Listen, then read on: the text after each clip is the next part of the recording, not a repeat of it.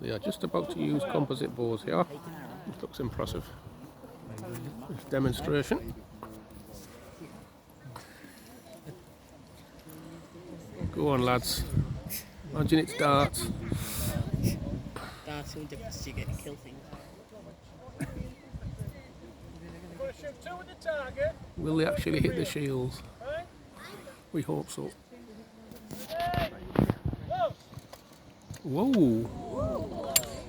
It looks quite impressive when they're flying through the air there. Are they going to have another go? Yes. Second round.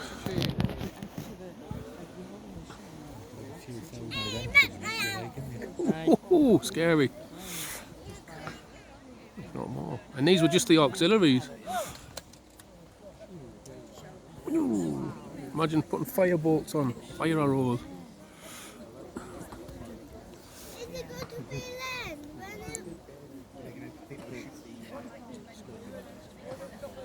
Oh, I like that. They're doing high archy fire. Whoa! How far? Did they go beyond the shields? I never saw that. Bloody hell! That's not even full draw.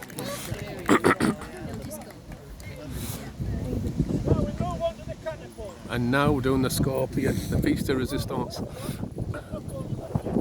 Oh, keep us in suspense. Oh, I've shown you the bolts. As you use the slings and the arrows, you've got the shield in front of you to protect you. So it's going to get peppered. So the Romans came up with another idea. Lumbarte, throwing arrows. Ah. This has a barbed point, lump of lead there with flight. It's like a lawn dart. Either underarm or overarm. As it goes in the air, because it's got lead, Comes down. tips and comes down. Now as it comes down, the point will pierce even a helmet. Oh, here he is showing us how lethal it is. It's like a bit like a missile. Boom! Imagine that going in you. Also, these points are detachable. Ah, reusable. Pulling out the barb stays in here, and it's infection. You still get Clever. One of the battles that the Emperor Constantine fought in the Middle East, he said that the air was black like a rainstorm with these coming down. Oh, that was with dark in the sky. 8 to 10,000 coming down on top of your head. So no matter what you're trying to do, stop the slingshots, the arrows, these are coming down on top of you Yep. by the thousands. If it doesn't hit you, Scaring the crap out of you. It's like the Roman equivalent of machine gun fire, basically. Get your head down.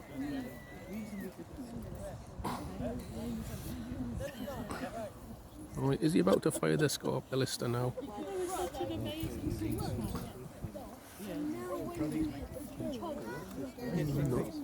Oh, here we go, they're going to throw them.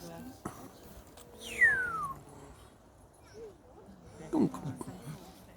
Like mini javelins.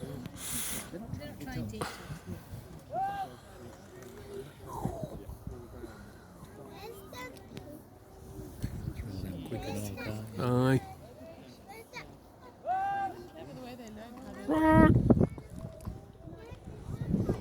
I guess there'd be loads of people throwing them at the same time, wouldn't there, like you said? Not just three. Just getting an inkling of how scary the Roman army was. this is called a 3-span catapult because these are bolted shoots are 3 spans of a man's hand. This only weighs about 3 ounces.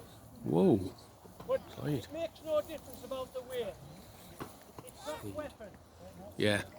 All the power. Penetrating power. It's a bit like you get an elastic band, putting a matchstick in the middle and twisting and then release it, it spins. That's what this is trying to do, release. And if you Torsion. put a ton of twist on those ropes, that will hit you with a ton of pressure. You're going to get a lot of power. So what it's like is, say you've got a family car on a crane and you load it onto that. Bloody That's hell. the force that pushes through you. It's like a ton. And it has leather flights on. So they glide. And as they go through you, that'll piece it through and this will open it up. So it'll put a nice 2-inch hole through the front of you and a 6-inch hole out the back. Same And principle. everything that's in there follows it. It's like a Roman dum-dum. And if it hits one person, it'll go through 2 or 3 behind them. Nasty. They could alter these again to put a brass shim on there. The Gladiator movie was accurate, basically. So once again, what do? You look for what's buzzing that hits you. You could alter it, put a leather sock on, and fire stones, round stones. Oh, you mentioned stones. We've got one over in the You're right. over there. And in the Middle East, there were some Jewish soldiers in this fort, and they were guarding on a wall. Not Masada. And they shot one of these things at them, and it hit the soldier's head. His head and the helmet went 200 paces down the main street. It's like 400 feet. Another group of these people were watching 2 groups of the enemy. And a commander was going from one group to the next, issuing orders. And the operator of one of these used his pulse to time him as he was going. And there was a big cedar tree in the middle. And as he walked past it, he stuck him to the tree. Bloody hell. So he could take out individuals or mass people. You've got to imagine on the battlefield. It's like a sniper weapon. No matter what they fire it at, you're going to hit it. So we shoot at a single target there, and we don't use it every day. These people would practice every day. Take out They the would hit it commanders, every couldn't you? single time. The blue line there, all you do is point it at it and hits it, right? So we'll fire 2 at that target and 1 for range. Okay? Nice. Makes sense. It's like a ranging shot in it, and then before they do the main one. It's like the modern army. Oh, here we go. It has a slider that goes up, and it has a claw that hooks.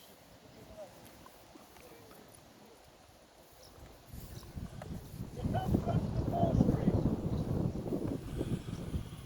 It has a ratchet and ball. This ratchet and ball system is the same ratchet you have in a socket set at home today. This is 2000 BC. If it ain't broke, don't touch it. Technology. Clank, clank, clank. Some torsion on that.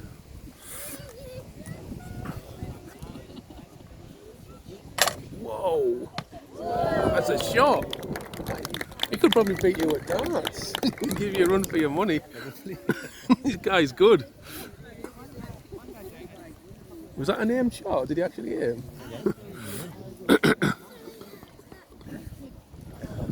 Aye, that's true. Because you saw it like veer in the wind slide, didn't you? So you got to make allowances for that. Ah, right, there you go. You might have to practice on the ballista. Put like a little dart like that long and fire. If he hits it twice, I'll be impressed. Big guns, these are what they use for taking horses out on the battlefield. Wow. Sorry.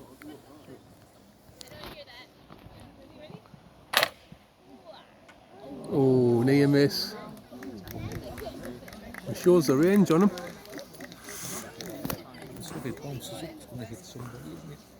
Still do some damage. There was like a lot of ranks there.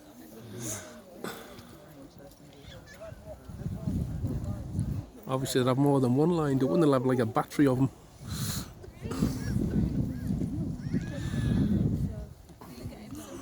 We just check and there's nobody round there.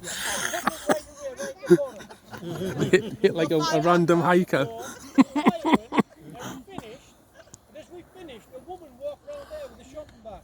She jumped the Hit the fence shopping on the bag. path and was walking up. That's funny.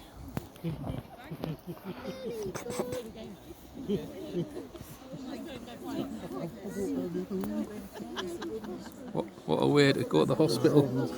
I've been hit by a ballista bolt, Mr. Doctor. Can you fix me? Here we go, winding up again. Clankety, clankety.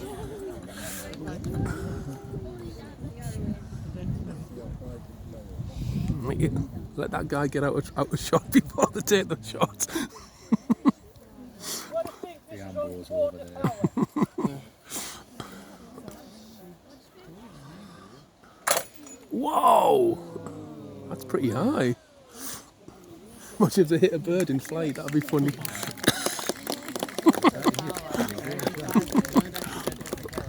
Now,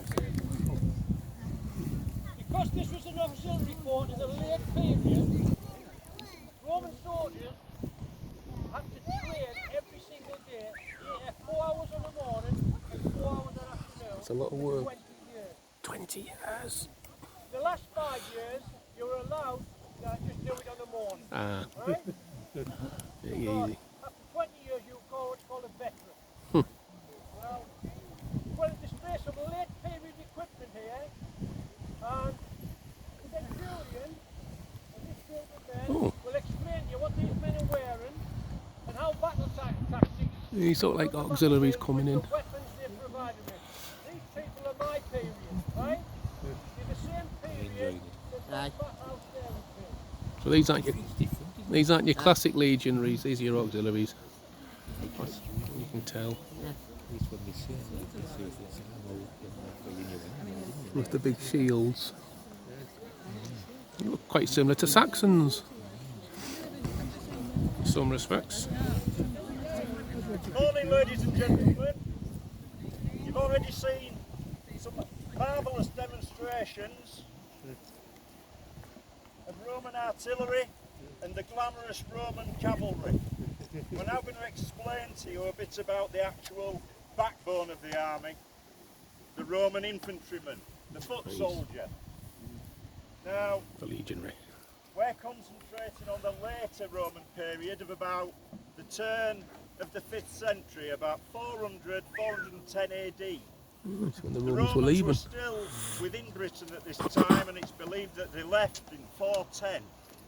Now, the reasons for them leaving the British Isles was because the empire was under so much pressure from every border.